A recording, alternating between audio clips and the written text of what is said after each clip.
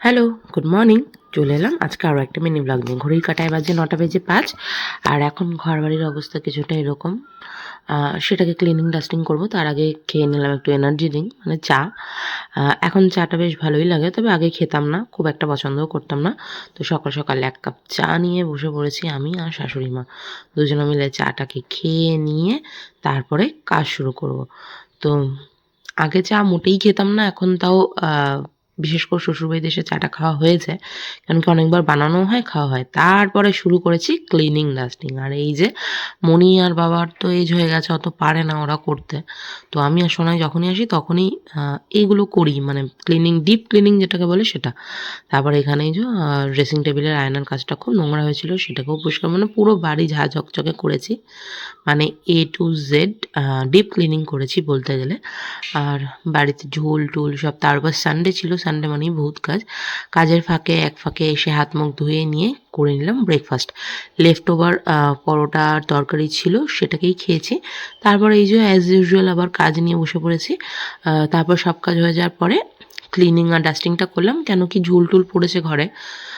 তারপরে এই কাজগুলো করে নিয়ে ফাইনাল লুকটা আপনাদেরকে দেখাই। এই যে একদম টিপটাপ করে গুছিয়ে টুছিয়ে নিয়েছি, আর বেশ ভাল লাগছিল। ঘর বাড়ি একটু পরিষ্কার করলে না বেশ ভালোই লাগে। তারপরে মনি একা পেরে ওঠে না, মনির একটু এমনিতেও হাঁটুতে সমস্যা রয়েছে, তার উপরে বাবাও বাড়ি থাকে না, দুজনারই এজ হয়েছে, পারে না অত করতে। আর এই যে এটা মনিদের ঘর, মনিদের ঘরটাও সুন্দর করে গুছিয়ে দিয়েছি। আর এই যে যেখানেই আয়না পাবো একটু ঢং করতেই হবে, এটা ম্যান্ডেটারি। আর যারা আমার সাথে যুক্ত আছেন তাদেরকেও এটা একদমই ম্যান্ডেটারি, দেখতেই হবে। তারপর চলে গেলাম কিচেনে দেখতে মনি কি করছে।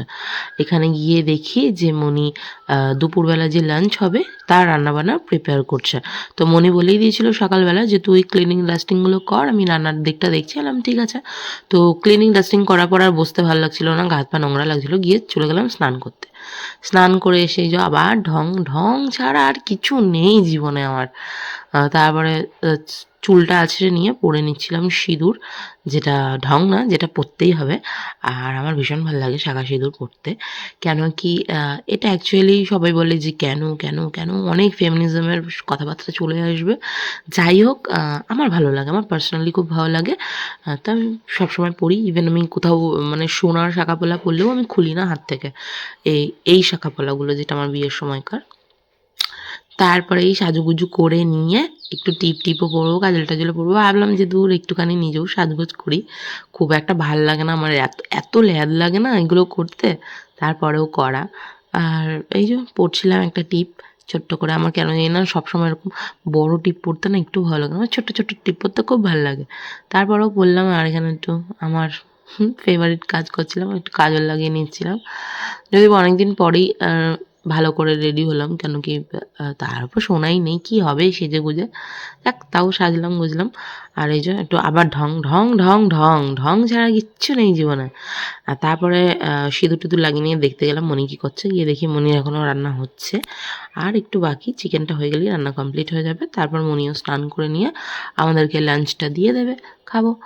আর সত্যি কথা বলতে মনি রান্না করতে ভালোবাসে বলেই মনি রান্নাটা করে, আর আমি বাকি কাজগুলো করি, কেন কি বাকি কাজেরও একটা ঝক্কি ঝামেলা আছে। আর রান্নাটা মনি বেশ ভালো করে, আমার তো খুব ভালো লাগে। আর এটা হচ্ছে আজকে দুপুরের লাঞ্চ। সজনে ডাঁটা আলু দিয়ে ছোলার ডালের বড়া করে, মটর ডালের বড়া করে তরকারি ছিল, ডাল মুগের, আর ছিল আলু ভাজা গোল গোল করে, আর চিকেন। আর এই যে আমাদের ডালটা লাউ দিয়ে ডাল মুগের। খেতে বসে পড়েছিলাম। আর একটুখানি আলু ভাতেও ছিল, আমি ভুলে গেছিলাম। আর এটা আমার প্রথম কাজ, আমি ভগবানকে থ্যাংক ইউ বলে তারপরে খাবারটাকে খাই। অলওয়েজ যা কিছু খাই, ইভেন জল খেলেও। কেন কি ভগবান আছেন বলেই আমরা আছি, উনি আমাদেরকে এতটুকু ক্ষমতা দিয়েছেন বলেই আমরা খেয়ে পড়ে থাকতে পারছি। তো তার জন্য থ্যাংক ইউ, সবসময় থ্যাংক ইউ। আর খেতে বসে আমাদের তো অনেক কথা থাকে, সেই কথাগুলো বলছিলাম। আর এই যে আমার অপছন্দের জিনিস ড্রামস্টিক, একদম পছন্দ করি না আমি সজনে ডাঁটা। আমার বরের পাল্লায় পড়ে, শাশুড়ি মায়ের পাল্লায় পড়ে খেতে হয়। জাস্ট ওই বলছিলাম, খেতে হয় খাই, বাট আমি একদমই ড্রামস্টিক পছন্দ করি না। খুবই অখাদ্য লাগে কেন জানি না, তাও খাই। খেতে হয়, বলে কি এই সময় নাকি সজনে ডাঁটা খাওয়া খুব ভালো, মানে এই বসন্তকালে। তারপরে একটা ভাত ঘুম দিয়ে নিয়ে উঠে সন্ধ্যেবেলা বানিয়ে নিয়েছিলাম চা।